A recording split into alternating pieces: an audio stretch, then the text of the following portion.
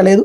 పోలీసులు కేసును తారుమారు చేస్తారన్న భయంతో చెవిరెడ్డి భాస్కర్ రెడ్డిని పిలిచి ఆయన వచ్చి నా బిడ్డను పరామర్శించి మాకు అండగా నిలిచారు అంటూ అత్యాచారం జరిగిందని చెవిరెడ్డి మాట్లాడలేదు. నా బిడ్డ శరీరం మీద గాయాలు చూసి ఆ రోజు నేను మీడియా ముందుకు వచ్చా, నేను చదువుకోలేదు, పోలీసులు సంతకం చేయమంటే చేశా, దాన్ని ఉపయోగించుకుని చెవిరెడ్డిపై తప్పుడు కేసులు పెట్టారు. ప్రజలకు వాస్తవాలు తెలియజేయాలని ఇప్పుడు మీడియా ముందుకు వచ్చాం. ఎర్రావారిపాలెం బాలిక తండ్రి వెల్లడి.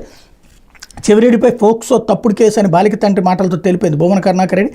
వైఎస్ఆర్సీపీ నేతల గొంతు నొక్కేందుకు పోలీసుల ప్రభుత్వం వాడుకుంటుందని ఆగ్రహం. ఎవరి కళ్ళల్లో ఆనందం చూడడానికి తప్పుడు కేసులు పెడుతున్నారు, పోలీసులు చెప్పాలని డిమాండ్. ఏదైనా జరిగితే పరామర్శకు వెళ్ళకూడదని ఇలా చేస్తున్నారని మండిపాటు అన్నటువంటి వార్తని హైలైట్ చేశారు. ఇది ఆ తండ్రిని చేతన రాయించుకుని కేసు, ఫోక్సో కేసు అనేది అత్యాచారం చేసిన వాళ్ళ మీద పెడతారు.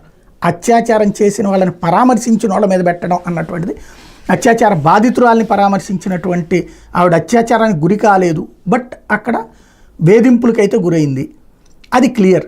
అది ఏదైనా సరే ఫోక్సో కేసే వస్తుంది. వాళ్ళ మీద చర్య కాకుండా రివర్స్లో చర్య అన్నటువంటిది ఇక్కడ కీలకమైనటువంటి అంశం. ఇక్కడ ఓ రకంగా మొండిగా నిలబడ్డారు కాబట్టి వైఎస్ఆర్ కాంగ్రెస్ పార్టీ వాళ్ళు సర్వైవ్ అయ్యారు. లేకపోతే మా